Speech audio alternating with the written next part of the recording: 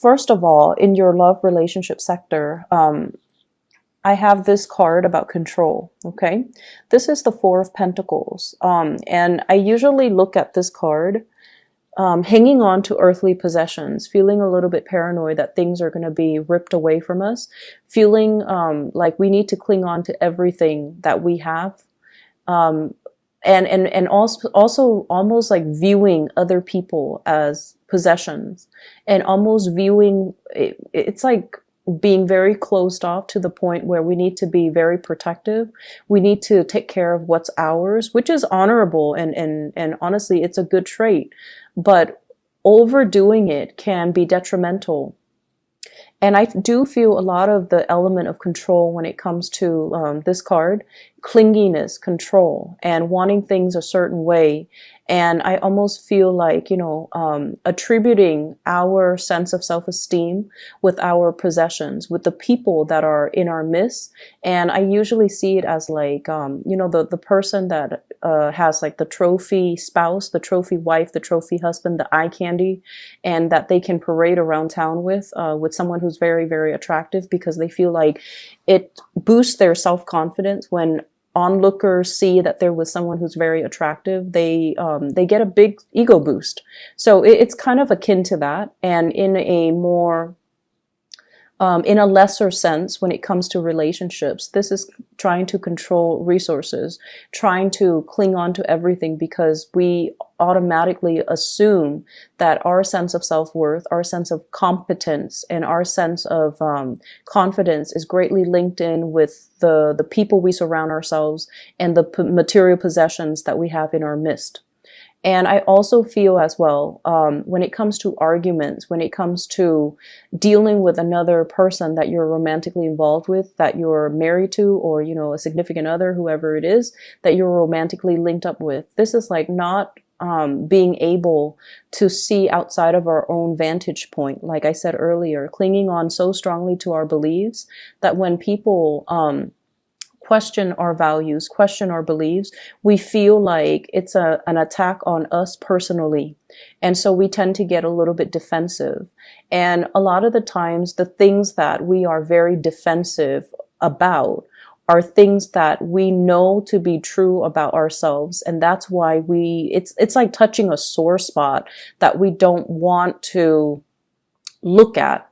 It's like touching something we have swept under the rug that somebody is now poking at, and it makes us uncomfortable. So if there has been, arguments and things like that, where a partner has somewhat like triggered or found your soft spot, these are areas that you have to work on. Rather than getting defensive, maybe it's time to, say like, let's take a break from this. Let me ruminate over what you have just said, and then I'll come back to you at a later date, detaching yourself so that you can do some inner examination, and that so you can figure out why these are such trigger topics for you, and why issues of control and dominance are playing out in your relationships. I feel like for many of you, it's like either side of the coin. You might be attracting people who are kind of like impulsive, or they're like trying to plan out everything for you in your life. So they might be encroaching, like crossing over your boundaries, or not respecting your free will. And so you have this defensive stance up all the time regarding a relationship partner, where you're trying to maintain your space and you're trying to take control of your own life.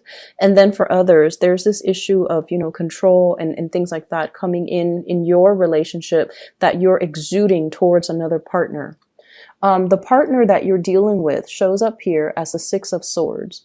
This is somebody that has been through hell and back, okay? They've got a really interesting backstory. So if you're dealing with someone that has been through like a lot of tumultuous childhood, a lot of dealing with, a lot of relocation, moving from one place to the next. They've never had a place where they can call home. They've never had a place or a family, or even like a love relationship that accepts them for who they are.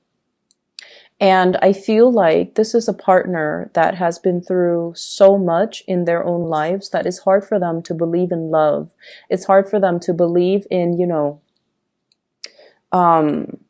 soulmates and stability and even, you know, permanence. Okay, I usually think of this as a refugee card. It's somebody that had to be uprooted against their will from their place of familiarity and safety, and they have to venture off into a new land. And usually this indicates as well people of different nationalities, interracial dating, people of different cultures coming together. And automatically, you know, whenever that happens, there's always going to be ideological differences, cultural differences, even cultural rifts and cultural divides that that can be very difficult to overcome. And if there are linguistic differences or they're saying difficulties, but I'm hearing well, it could be both. If there has been communication difficulties due to linguistic differences between the two of you, I feel like that's another issue that's kind of like, it's like another level of that lattice on top of the existing problems in the relationship. So you're dealing with someone who has, you know, he or she has had to overcome a lot of trials and tribulations in their own life. They are very self-made. They don't sit around and whine and complain over things. They just get things moving. And I almost feel this need for someone who you're involved with. They're constantly moving so that they don't have to process things, so that they don't have to feel things, because their emotions can be so overwhelming. If they took the time to really, you know, see a therapist or to really vent, it's like it would open up a floodgate of emotions, and they're not really ready to do that. So you're dealing with a partner who might be very broken, very injured. They're moving away from that. They're sailing away from it, and they're coming into calmer waters, and they definitely feel there is a lot of safety with you. They definitely feel like there's safety, there's a purpose, and they're trying to build that permanence with you. So rest assured that you're with someone that's not going to be leaving, and you're with someone that finds the comfort and home in you. And at the same time, it's going to be a very slow process for this person to heal from whatever situation they've had to contend with in their past. And so, you know, they're coming from a space where they might be a little bit downtrodden and broken. They're coming away from it. But I also feel like there's a very strong sense of protection that you are giving off towards this person. You know they've been through a lot, and you are also very paternally protective of them, to the point where it might be patronizing, to the point where you are offering to do everything for them and not allowing them that freedom of movement, or not feeling like they're capable or competent enough to do it. You might do it like, it might be inadvertent from your end, but I feel like you're trying to control the situation. Okay.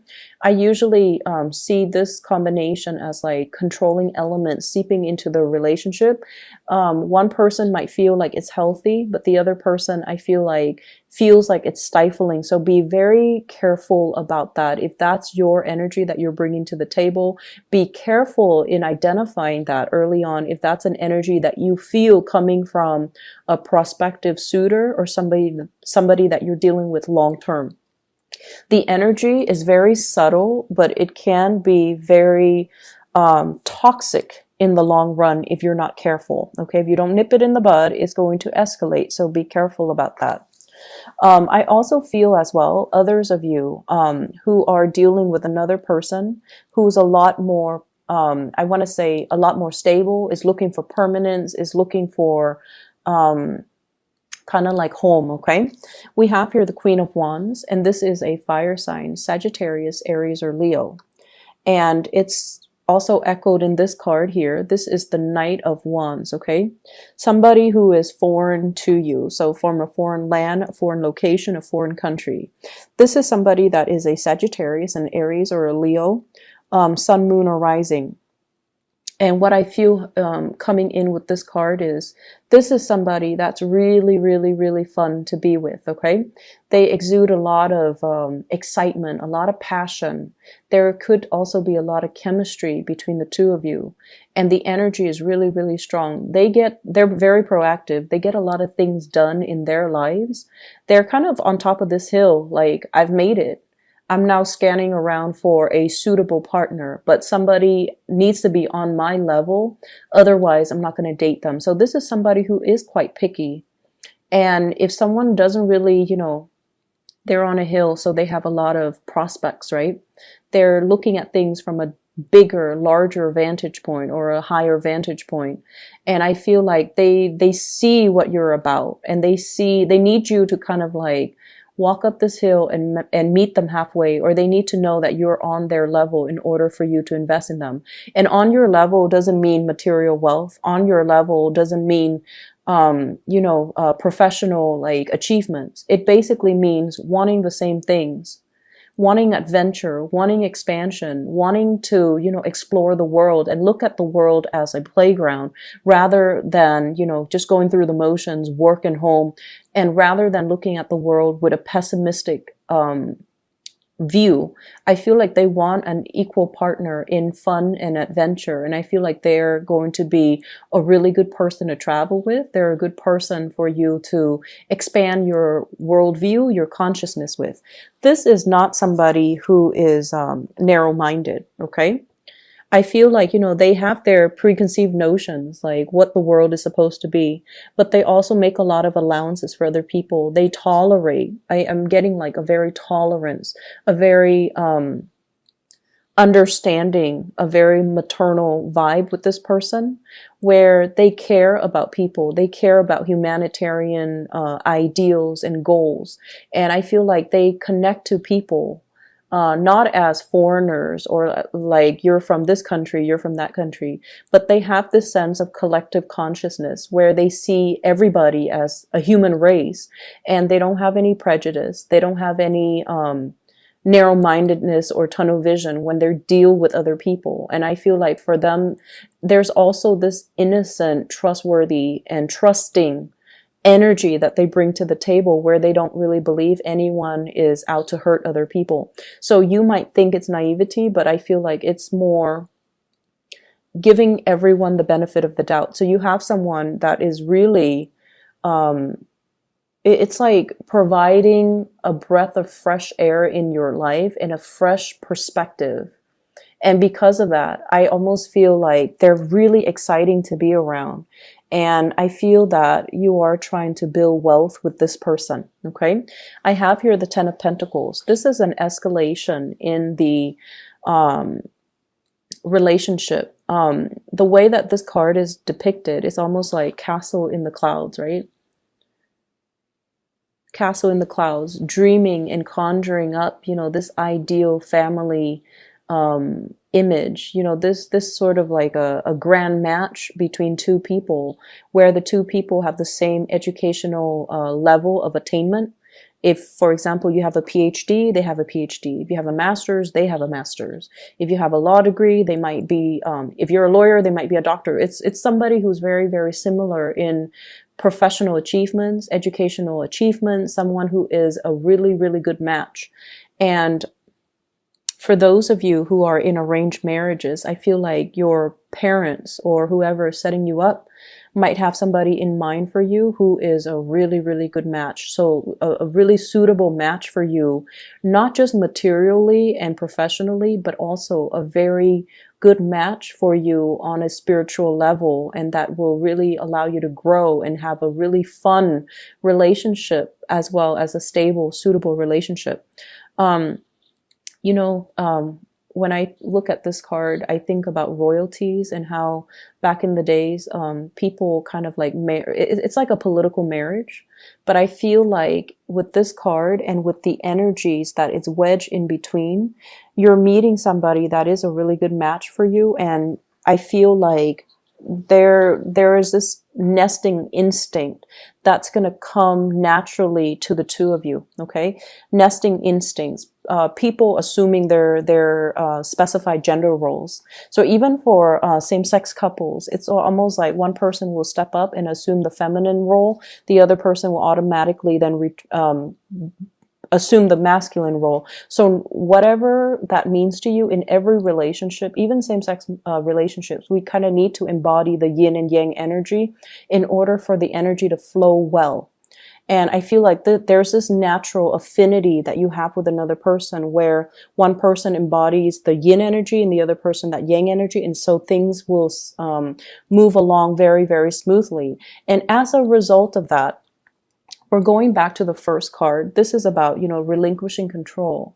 This is about allowing your partner the freedom and also the opportunity to step up and take control of situation, or also allowing the natural flow of who's in control and who's relinquishing, just allowing that to naturally calibrate between you and another partner, rather than forcing a connection, rather than having it a specific way. I do feel for many of you in relationships, you are at a point where you are trying to, your nesting instincts are kicking in. You are trying to build something with a relationship partner. So you might be conscious, or, a lot more aware about your spending, which is a good thing. You are a lot more conscious about saving up. You are a lot more conscious about, taking care of your relationship partner, wanting to purchase a property, wanting to buy a house, wanting to buy a car, wanting to, save up for the children's college funds. So you're doing practical things to sort out and balance out your resources, just so that you can pass some things along, pass down a legacy, pass down an inheritance, and leave something of lasting value to your children, because somebody is triggering this nesting instinct within you. In other areas of your life, I do have a spiritual advice that's coming into the picture for you. And I feel like for some of you, and I know it's supposed to be, spiritual advice, but I'm seeing it here, so I'm just going to say it. I feel like you have an ex that's still haunting you, for some of you, and you have moved away from it, but I feel like you can't be rid of them. That's what it feels like to me. They're either relentless, like they won't let go of the connection, or you're not being clear enough. And this is something I've mentioned before many, many times for Cancerian people, especially the men, especially the Cancerian men. You're really nice people. And a lot of the times you send, confusing messages to the people that you're interacting with. And take a page out of the, I want to say, what sign is very, very final? Capricorn. Take a page out of the Capricorn playbook when it comes to, exes and relationships, okay? When they're done, they go silent. They don't even need to entertain that person. When they're done, Capricorns are done, they will ghost you. And you will never ever know, did the Capricorn person die? Are they okay? How could they not respond to me? Well, it's because they're very final. And also, it's because they also, and I feel like this is their incentive, or their, rationale for doing what they do. It's because they don't want to open up that door of communication and have you confused, or they don't want to, lead the other person on. So I feel like with Capricorns, when it's done, it's really done. They close the door for good and they move on, and you won't hear anything from them. And I feel like with you Cancers, I feel like it's very difficult for you to do that. And you might chalk it up to playing nice and being courteous. But what it does is that it creates hope from the other side, from the other person, that, oh, they're still talking to me. They might want me back. Maybe not now, but one day. So I'll keep knocking at that door.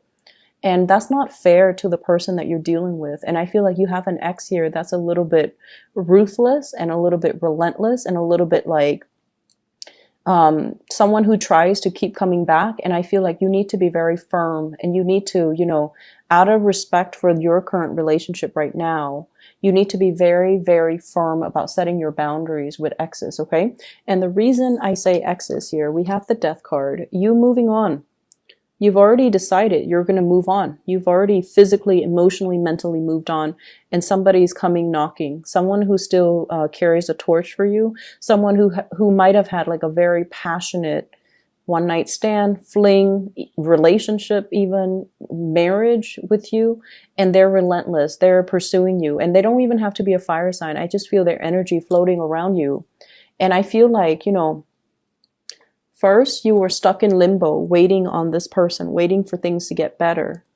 You've moved on your own. You've moved on. And I feel like you might have been waiting for them while they were going around, you know, trying to find themselves, and quote unquote on that. It's like trying to find themselves, they were like too selfish to be in a relationship. They were just like not taking you seriously while you spent a lot of time waiting around for them.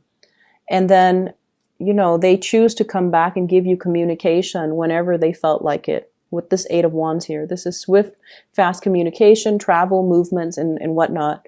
And I feel like, you know, when the communication was not responded in the manner that they hope, they come out and they physically show themselves in real time, like showing themselves, and you know, you've tried to move on. So it seems like there are some lingering energies with exes and things like that, and you kind of need to let go. And I see like many of you don't have a choice. You're letting it go because it's really interfering with your current relationship, and you're trying so hard to build that up and to maintain that. And good for you for realizing and recognizing that, because I feel like the ex keeps knocking on your door, and you can't send out mixed signals. Okay, it's very counterproductive, and energetically, it's just it's not a wise move for you and for the other person. So lay it to rest. Other things that I am picking up from this spread here, I feel almost like for many of you, there is major contemplations about trying to get your life in order, trying to, you know, get rid of bad habits, trying to reorganize your life, and trying to get yourself in a space where you can be proud of your achievements, where you can get things moving for yourself. So I almost feel like this fire lit up under you, where you're like, okay, I need to get things done. I've been stalling. People have been stalling me, or I've been stalling. I've been kind of like on the sidelines of life, just hanging around. And, you know, there are so many things, so many dreams and aspirations, and, you know, things that I want to do, things that I want to achieve, but I've just been dangling here for quite some time. And then life, before you know it, passes you by, right? And it's sort of like, you know, how if you've been like this, right? And then you get yourself out of this situation and you turn yourself upright, you have this massive head rush, right? Like it just feels otherworldly. So I feel like that's the head rush.